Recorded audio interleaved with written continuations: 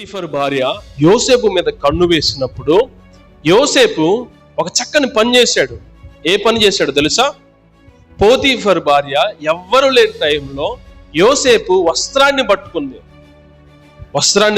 యోసేపు ఏం చేశాడు తెలుసా? ఏం చేశాడు యోసేపు? నాది నాకు ఇచ్చే మమ్మీ, నా వస్త్రం నాకు ఇచ్చే అన్నాడా? ఏమన్నాడు? వస్త్రాన్ని ఆడ వదిలేసి పారిపోయాడు. అవునా? వస్త్రాన్ని అక్కడ వదిలేసి యోసేపు ఏం చేశాడు? పారిపోయాడు. ఆ వస్త్రం ముఖ్యం కాదు, తన పరిశుద్ధత ముఖ్యం, తన పవిత్రత ముఖ్యం, తన జీవితం ముఖ్యం, వస్త్రం కాదు. ఆమేన్. శ్రమ రావచ్చు, రాకపోవచ్చు, సెకండరీ. ముందు నీ పరిశుద్ధత కాపాడుకోవాలి కదా, ముందు నీ పవిత్రత కాపాడుకోవాలి కదా, తర్వాత సెకండరీ అది ఏదైనా సరే, మేలైనా కీడైనా.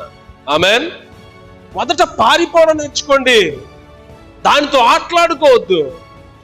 పాపం నీ ఎదుటున్నప్పుడు దాని దగ్గర నుండి పారిపోవడం నేర్చుకో.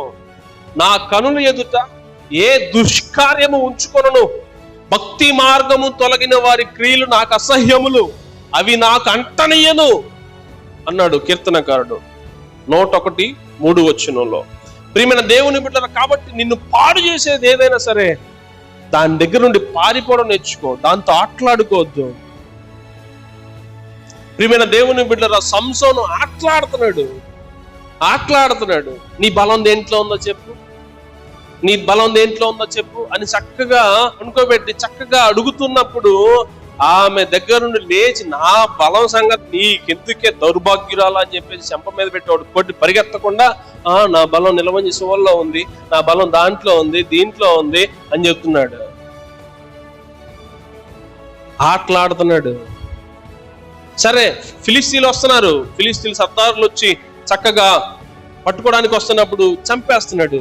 అరే, నేను చెప్పడాన్ని బట్టే కదా ఇది ఇలా చేస్తుంది అని జ్ఞానం కలిగినా సరే అక్కడ నడుచుకొని పరిగెత్తలా. ఆటలాడుతూనే ఉన్నాడు. పాపముతో ఆటలాడొద్దు, జాగ్రత్త. పాపం ఏం చేయదులే అని ఆటలాడొద్దు, జాగ్రత్త. పాపము పట్టుకుంటుంది. పాపము చేత పట్టుకుంటే నువ్వు పట్టుకోవడం కాదు, అది నిన్ను పట్టుకుంటుంది. జాగ్రత్త. పాపం నువ్వు ఒక్కసారి దొరికావా, దాని మీద నీకు వ్యామోహాలు, కోరికలు వగైరా వగైరా వగైరా వగైరా పెరిగిపోతాయి. అది నీ దేహాన్ని పాడు చేసేదాకా వదిలిపెట్టదు. స్టార్టింగ్ మొదట సరదాగా ప్రారంభమయ్యేది చివరికి జీవితాన్ని పాడు చేసేదాకా వదిలిపెట్టదు.